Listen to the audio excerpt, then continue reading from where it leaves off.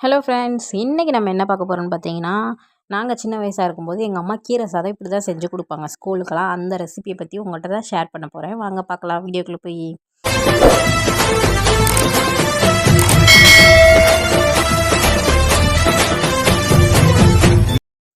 அதுக்கு இந்த மாதிரி பொன்னாங்கண்ணி கீரையை குட்டி குட்டியாக நறுக்கி எடுத்திருக்கோம். நான் ஒரு கட்டு கீரை தான் இன்றைக்கி எடுத்திருக்கேன். அதை இந்த மாதிரி நல்லா பொடி பொடியாக எவ்வளோ பொடி பொடியாக நறுக்க முடியுமோ அவ்வளோ தூரம் பொடி பொடியாக நறுக்கிக்கோங்க.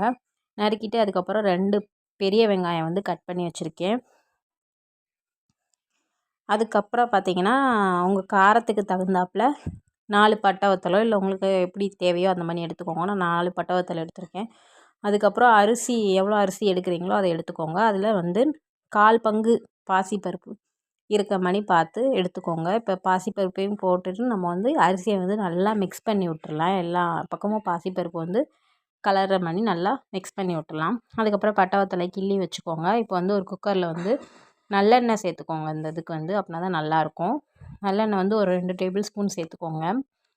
சேர்த்துட்டு இதோட நெய்யும் சேர்த்தோம்னா இன்னும் சூப்பராக இருக்கும். உங்களுக்கு தேவைன்னா சேர்த்துக்கோங்க. நெய் சேர்த்தோம்னா நல்லா டேஸ்ட்டு நல்லாயிருக்கும். அதுக்கப்புறம் பார்த்திங்கன்னா, நெய்யும் எண்ணெய் எல்லாம் காஞ்சதுக்கப்புறம் நம்ம ஜீரகம் சேர்த்துக்கலாம். ஜீரகம் பொரிஞ்சோடனே நம்ம எடுத்து வச்சுருந்த பட்டை வத்தை, கருவேப்பிலை, வெங்காயம் எல்லாத்தையும் போட்டு நல்லா வதக்கிக்கலாம். வெங்காயம் நல்லா கலர் மாற முடிய வதக்கி எடுத்துக்கலாம் வெங்காயத்தை. அதுக்கப்புறம் நான் கிள்ளி வச்சுருந்த பட்டை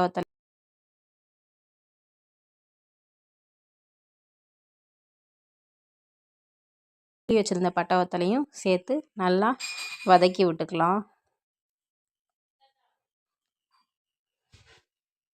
அப்புறம் உங்களுக்கு தேவையான அளவு மஞ்சத்தூள் லைட்டாக மட்டும் சேர்த்துக்கோங்க. ரொம்ப சேர்க்காதீங்க, லைட்டாக சேர்த்தா போதும். மஞ்சத்தூள் இப்போ மஞ்சத்தூள் ஆட் பண்ணிட்டு நல்லா வெங்காயம் பார்த்திங்கன்னா கலர் கொஞ்சம் மாறிடுச்சு. அதுக்கப்புறம் உங்களுக்கு தேவையான அளவு உப்பு சேர்த்துக்கோங்க. இப்போ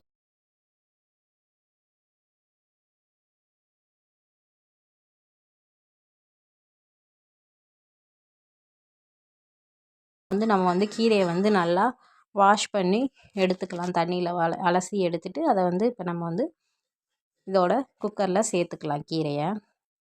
கீரையை நல்லா சேர்த்துட்டு நல்லா ஒரு கிளறி விட்டுருங்க. கீரை கொஞ்சம் வதங்கட்டும் கீரை.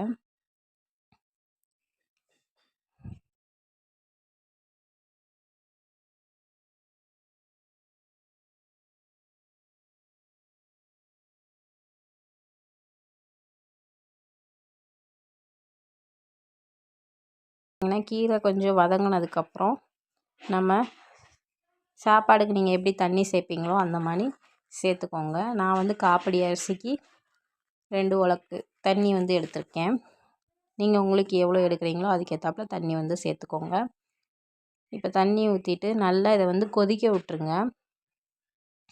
ஒரு கொதி வந்ததுக்கப்புறம் நம்ம அலசி வச்சுருக்க அரிசி, பாசிப்பருப்பு எல்லாத்தையும் கழுவி இதோட சேர்த்துக்கலாம். சேர்த்துட்டு கடைசியாக நம்ம மூடி வைக்க போகும்போது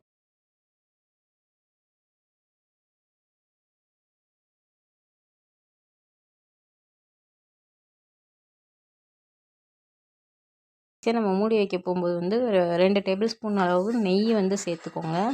நல்லாயிருக்கும்.